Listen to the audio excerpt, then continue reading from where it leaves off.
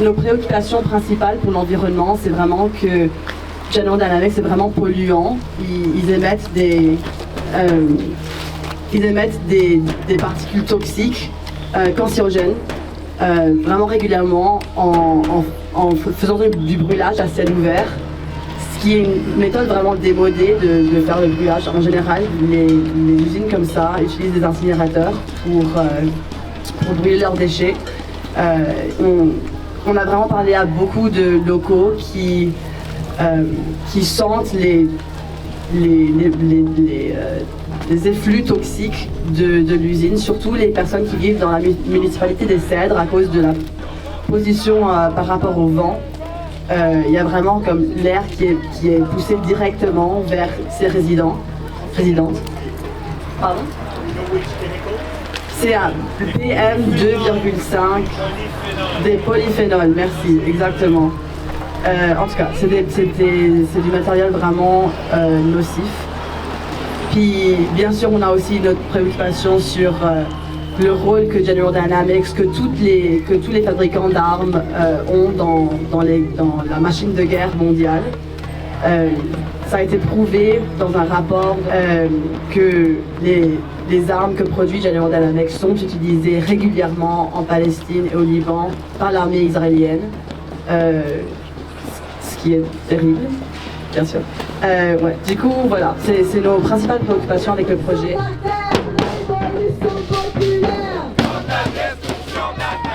We are here to say that we refuse to let this government build and expand its war machine in our neighborhoods, that it will not use Quebec's roads, our trucks, our dignified labor to send weapons of destruction to the bloodthirsty Zionist regime. Because we know exactly where these weapons go. We've seen them in the rubble of Gaza, and we've seen them in the remains of hospitals in Lebanon. Nous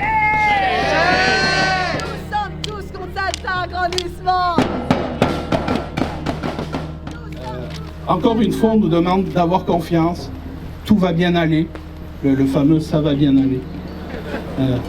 L'expansion est inévitable, mais être une citoyenne, un citoyen, c'est pas accepter aveuglément tout ce qu'on nous présente comme un fait accompli. C'est aussi un devoir de se poser des questions et de refuser que l'on décide à notre place quel genre d'avenir nous voulons.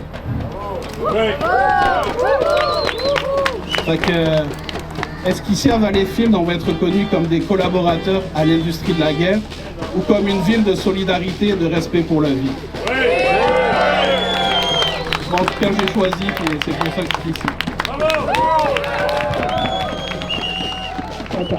L'État de la Virginie a longtemps utilisé le brûlage à ciel ouvert pour se débarrasser des matériaux énergétiques, mais la modernisation de la Rutherford Army Ammunition Plant a marqué un tournant historique.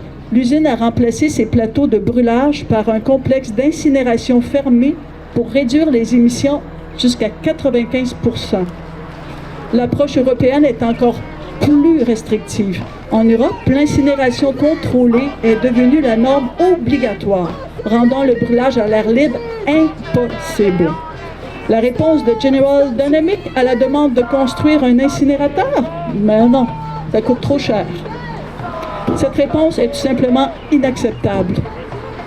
Troisièmement, pour une société qui correspond à nos valeurs, le plus important dans ce dossier est probablement l'éléphant dans la pièce, c'est-à-dire General Dynamics, veut produire davantage de matériaux énergétiques. Ça sonne bien, des matériaux énergétiques.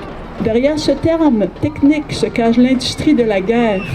General Dynamics Valleyfield est le seul fournisseur nord-américain pour l'armée des États-Unis d'un propulseur essentiel pour les obus de 155 mm déployés en grande quantité, entre autres, durant le génocide de la population de Gaza par Israël.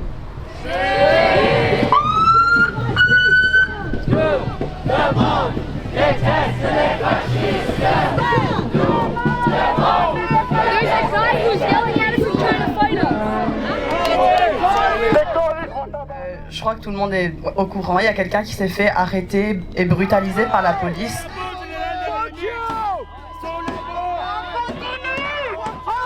Je veux juste qu'on se rappelle tous que fuck la police, genre on peut pas dépendre de la police pour mettre les gens à justice. Voilà, c'est juste cette personne a vraiment été genre mise à terre et écrasée par la police. On le sait, la police a des tactiques vraiment violentes. Voilà, alors la justice ne viendra jamais par la police. Et c'est mieux de juste comme de ne pas interagir avec ce genre de trucs. Voilà, je voulais juste dire ça. Ouais, mais on est arrivé à la fin de la partie officielle de la manif.